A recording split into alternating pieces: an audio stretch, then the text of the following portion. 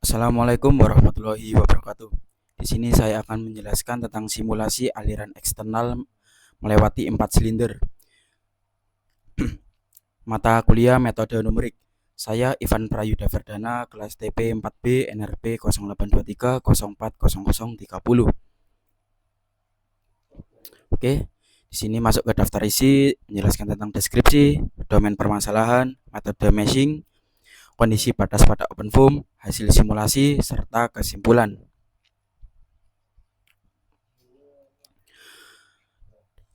Masuk ke deskripsi. Dalam dunia teknik, khususnya di bidang teknik perpipaan, memahami perilaku aliran fluida di sekitar objek tertentu merupakan hal yang sangat penting.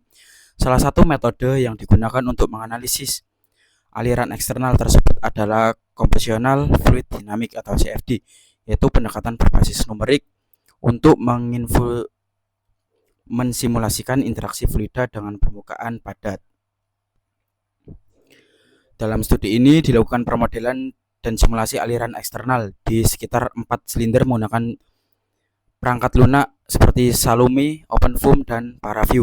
Tujuannya adalah untuk memahami pola aliran fluida yang berbentuk atau mengidentifikasi fenomena vortex shedding, menghitung gaya hidrodinamika seperti drag dan lift pada masing-masing silinder. Lanjut ke slide selanjutnya.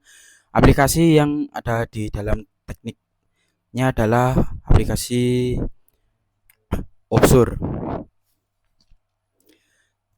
Masuk ke domain permasalahan. Dengan dimensi box searah sumbu X 35 satuan, sumbu Z 20 satuan, dan Y satuan.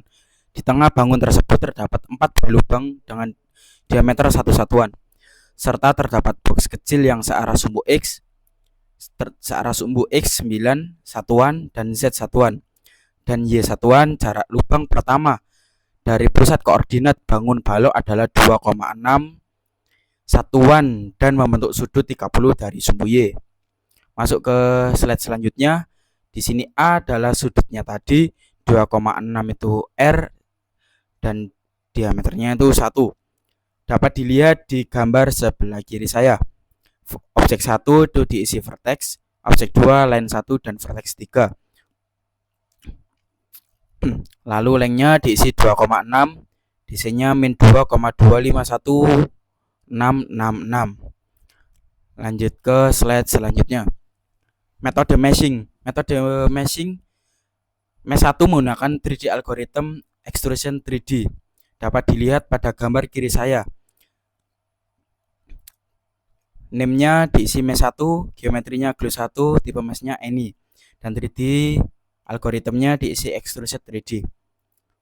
Dan 1D algorithm project 1D hipotesis source H2 diisi di sini di gambar sebelah kanan saya.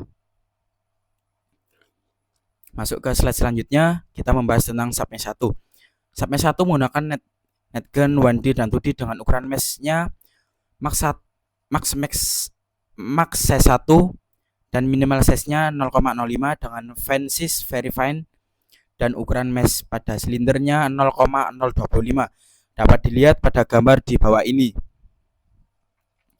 Di sini mesh-nya diisi mesh 1 dengan geometrinya itu depan, algoritmnya NetGen 1D dan 2D.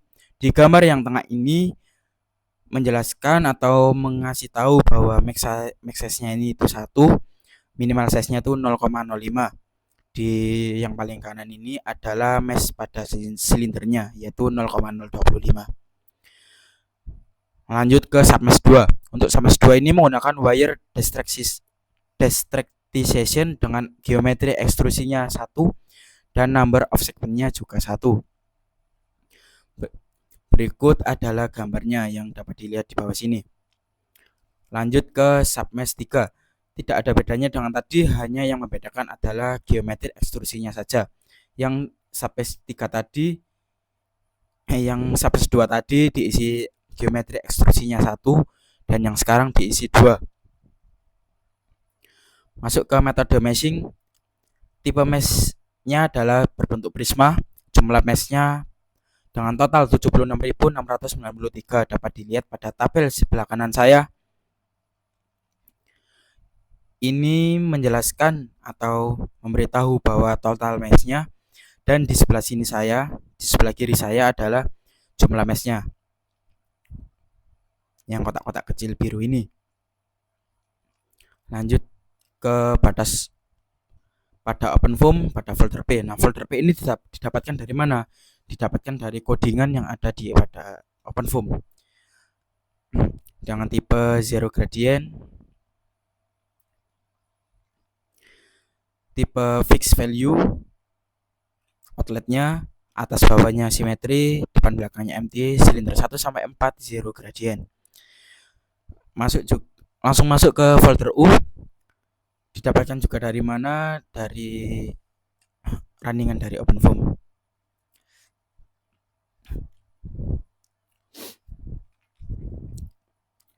Yang diedit pada notepad ya. Nanti ini. Inletnya itu fixed value, outletnya zero gradient, atas bawahnya simetri, depan belakangnya empty, silinder 1 hingga 4 Mas Leo. Oke, masuk ke trans property. Di sini terdapat juga perhitungan dengan hasil 0,0076930 itu didapatkan dari 1 dibagi 130. Lanjut ke bagian boundary. Nah, di boundary ini dengan tipe depannya itu empty, belakangnya juga empty, outletnya pad dan atasnya simetri, bawahnya simetri dan inletnya pad. Silinder 1 hingga 4 itu bertipekan di tipenya ini wall.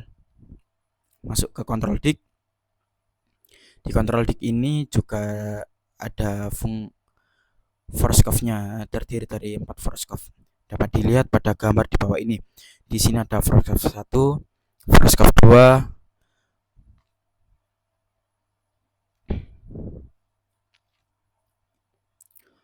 force curve 3 dan force curve 4. Jika sudah dilihat, saya akan melanjutkan. Nah, di sini hasil simulasi dari vertex shading terlihat seperti kecebong dengan alirannya yang sangat kuat. Ini dengan waktu 200 detik ya, didapatkan seperti ini. Dari 0,5 hingga 200 detik. Nah, berikut adalah plot contour velocity-nya yang seperti sudah saya jelaskan tadi. Ini 0,5 berbentuknya seperti ini, tidak ada alirannya yang ada di belakangnya. Ini tes di waktu 10 detik itu mulai berubah, ada alirannya. Di 50 juga sangat-sangat membentuk, di 100 juga sangat membentuk juga, di 200 ini finalnya seperti yang tadi, seperti ini tadi ya. Oke, langsung ke plot kontur tekanan di P.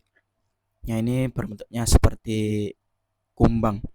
Di 0,5 gambarannya seperti ini, di waktu 10 detik gambarannya seperti ini, di waktu 50 detik sudah sangat bervariasi ya, di waktu 100 detik, dan juga finalnya di waktu 200 detik.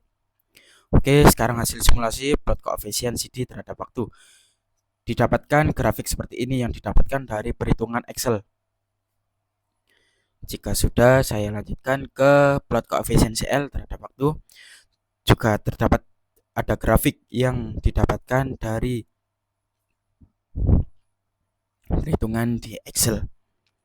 Oke, sekarang hasil simulasi dapat dilihat berbagai macam silinder hingga 1 sampai 4 terdapat nilai yang berbeda-beda. Nah, saya akan simpulkan bahwa RMSCD dari yang tertinggi hingga terendah itu dari RMSCD silinder 4, ulangi dari silinder 2, silinder 4, silinder 3 dan silinder 1.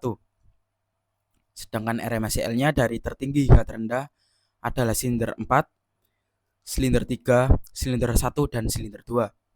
Jadi dapat disimpulkan posisi silinder sangat berpengaruh terhadap gaya hidrodinamika drag dan lift yang diterima dari aliran fluida. Silinder 4 mengalami gaya yang terbesar karena posisinya langsung mengalami aliran menghadapi aliran utama. Silinder 1 dan 3 menerima gaya drag yang lebih kecil karena letaknya yang lebih terlindungi di belakang silinder lain. Gaya lift atau gaya angkat tertinggi terjadi pada silinder 4 yang menunjukkan ketidakstabilan aliran di sekitarnya akibat fenomena vortex shedding yang sangat kuat. Silinder 1 dan silinder 2 menerima gaya lift yang lebih kecil, yang berarti aliran di sekitarnya mereka cenderung lebih stabil.